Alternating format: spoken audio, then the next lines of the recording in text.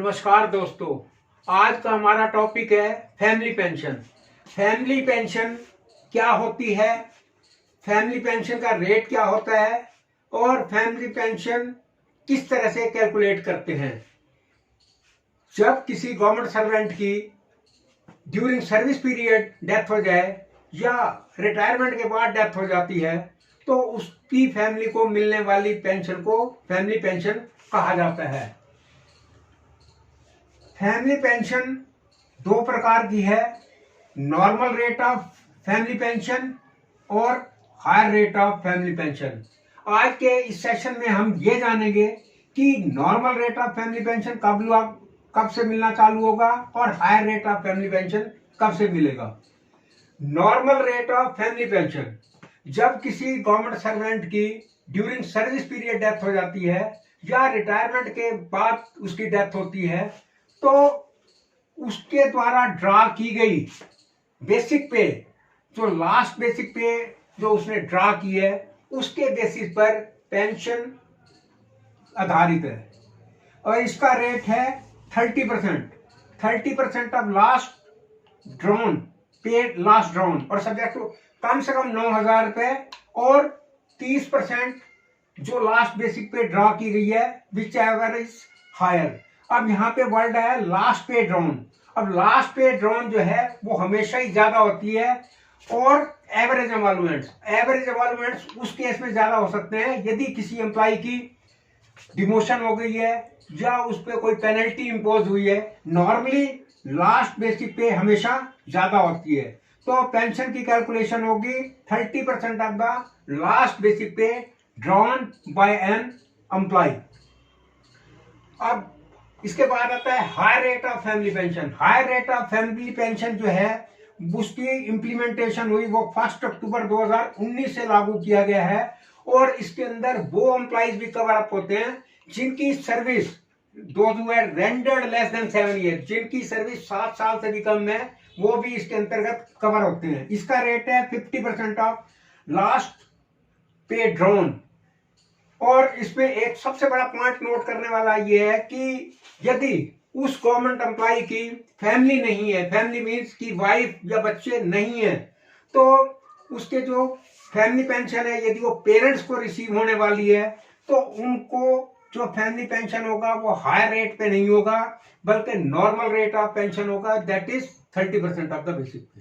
Higher rate of family pension in the case of death in service, यदि service के दौरान death हो जाती है तो हायर रेट ऑफ पेंशन मिलेगी और यदि रिटायरमेंट के बाद डेथ हो जाती है तो भी हायर रेट ऑफ पेंशन मिलेगी। इन the case of death in service, यदि सर्विस के दौरान डेथ हुई तो गवर्नमेंट एम्प्लॉय की फैमिली को 10 साल तक हायर रेट ऑफ पेंशन मिलेगी विदाउट एनी अपर एज लिमिट। ये सबसे बड़ा पॉइंट है कि जब जो डेट ऑफ डेथ में सीधे 10 साल ऐड कर देने हैं, क्योंकि ये विदाउट एनी अपर एज लिमिट का मतलब यही है कि उसको आने वाले नेक्स्ट 10 ईयर तक उसकी फैमिली को higher rate of family pension मिलेगी। अब है रिटायरमेंट पे, in the case of death after retirement, यदि रिटायरमेंट के बाद हुई तो ये 7 साल तक उसकी फैमिली को हायर रेट पे मिलेगी विद द कंडीशन और अप टू और till he attain the age of 67। जब तक उस रिटायर्ड एम्प्लॉय की एज 67 साल तक नहीं पहुंचती उसको जो है उसकी फैमिली को हायर रेट ऑफ पेंशन मिलेगी। अभी हम दोनों, एक वर्किंग एम्प्लॉय की डेथ हुई उसका करेंगे एग्जांपल और एक रिटायर्ड का, तो उसमें हमें और भी हमारा फंडा क्लियर हो जाएगा।